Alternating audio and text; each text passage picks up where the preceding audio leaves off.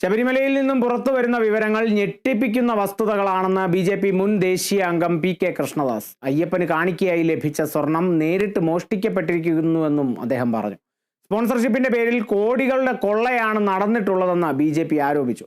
സംഭവത്തിൽ CBI അന്വേഷണം വേണമെന്നും ദേവസ്വം മന്ത്രി രാജിവെക്കണമെന്നും ദേവസ്വം ബോർഡിനെ പിരിച്ചുവിടണമെന്നും ബി.ജെ.പി. ആവശ്യപ്പെട്ടു. സംഭവത്തിൽ പ്രതിഷേധിച്ച് ഒക്ടോബർ 7-ന് മുഖ്യമന്ത്രിയുടെ ഓഫീസിലേക്ക് മാർച്ച് നടത്തുമെന്ന് ബി.ജെ.പി. പറഞ്ഞു.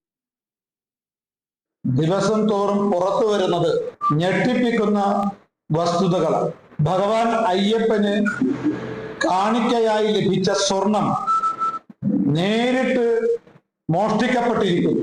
മാത്രമല്ല, സ്പോൺസർഷിപ്പിന്റെ പിന്നിൽ കോടികളുടെ കുംഭകോണം തന്നെ നടന്നിട്ടുണ്ടെന്ന് BJP ആരോപിക്കുകയാണ്.